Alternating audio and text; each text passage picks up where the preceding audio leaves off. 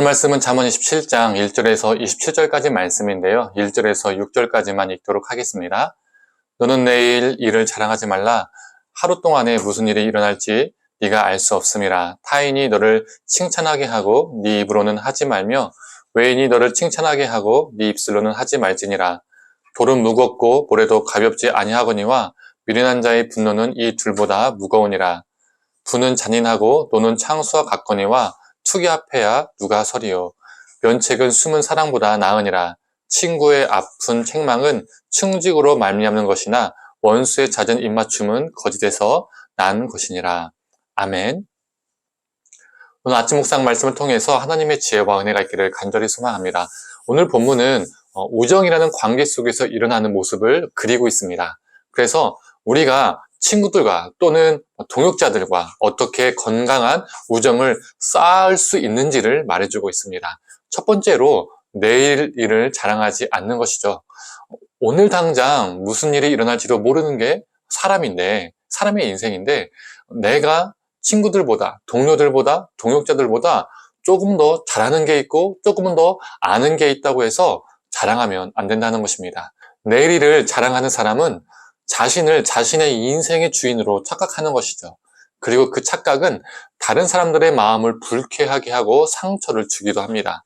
오늘 당장 1분 뒤의 일도 어떤 일이 일어나는지 모르는 존재라는 것을 늘 인정하고 겸손하게 살아가는 우리가 되기를 간절히 원합니다. 그렇다면 우리는 어떤 사람이 되어야 할까요? 2절을 한번 읽어보겠습니다. 타인이 너를 칭찬하게 하고 네 입으로는 하지 말며 외인이 너를 칭찬하게 하고 네 입술로는 하지 말지니라. 스스로를 자랑하고 칭찬하는 자가 아니라 친구들에게, 동역자들에게 칭찬을 받는 사람이 되어야 됩니다. 우리가 하나님의 말씀대로 살아가는 모습, 또 하나님을 사랑하고 이웃을 사랑하는 모습, 거룩한 모습, 성실한 모습, 정직한 모습, 이러한 모습을 통해서 친구들에게, 동료들에게, 동역자들에게, 이웃들에게 칭찬받는 사람이 되기를 간절히 원합니다. 두 번째로 우리는 책망하는 친구가 되어 주어야 합니다. 누군가를 사랑한다고 또 아낀다고 한다는 것은 무엇일까요? 무조건 요즘 말로 하면 우쭈쭈쭈쭈 해주는 것일까요? 아닙니다. 무조건 받아주고 수용해주는 것이 아닙니다. 우리는 나의 친구가, 나의 동료가, 나의 동역자가 잘못된 길로 갈 때에 책망해주는 존재가 되어야 합니다. 누군가를 책망한다는 것은 그 상대방도 아프고 불편하고 책망하는 본인도 마음이 아프고 불편합니다. 그리 좋은 감정을 느끼기 쉽지 않다는 것이죠. 그런데 마음이 아플까봐, 관계가 불편해질까봐 우리가 침묵한다면, 책망하지 않는다면 그 사람은 계속 잘못된 길로 끊임없이 가게 되는 것입니다.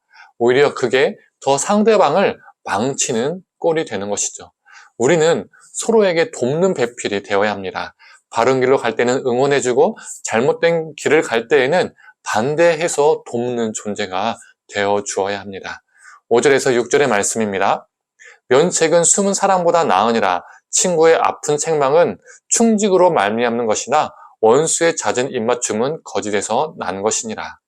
어찌 보면 우리가 살아가는 세상은 위로와 따뜻한 말은요 정말 많이 넘쳐납니다. 그래서 어찌 보면 진정한 사랑이 담긴 책망이 그리워지는 시대이기도 합니다. 성도님들, 책망은 사랑에서 일어나야 합니다. 사랑의 책망을 들을 수 있는 존재, 또한 사랑의 책망을 할 수 있는 존재로 우리가 살아가길 원합니다. 마지막으로 친구가, 동역자가, 이웃이 고통 중에 있을 때에 우리는 그들이 기댈 수 있는 존재가 되어야 합니다. 10절을 읽어보겠습니다. 네 친구와 네 아비의 친구를 버리지 말며 네 환난 날에 형제의 집에 들어가지 말지어다. 가까운 이웃이 먼 형제보다 나으니라. 환난 날에 형제의 집에 들어가지 말고 가까운 이웃이 형제보다 낫다. 이 말씀은 가족은 필요 없다. 이런 것을 주장하는 말씀이 아니죠. 친구가 환난 당할 때 그들의 그늘이 되어주는 존재가 되는 것이 중요하다. 심지어 가족마저 외면할지라도 정말 누군가의 그늘이 되어주는 친구가 되어야 한다. 이것을 말하고 있는 것입니다. 친구가, 동역자가, 이웃이 고통 중에 있을 때 나를 기억해서 나를 찾아와주고 또 나에게 찾아와서 기대는 것, 이것만큼 감사한 일은 없습니다. 저와 성도님들 모두 환난 당한 자들, 아픔 있는 자들, 고통당하는 자들이 기대고 싶어하는 그러한 존재가 되기를 간절히 원합니다. 17절을 읽어보겠습니다. 철이 철을 날카롭게 하는 것 같이 사람이 그의 친구의 얼굴을 빛나게 하느니라. 또 이 17절을 공동번역으로도 한번 읽어보겠습니다. 쇠는 쇠에 대고 갈고 쳐야 날이 제대로 서는 도구가 됩니다. 이 17절 말씀은 친구 사이의 선한 영향력이 서로를 성숙하게 만들어준다는 것입니다.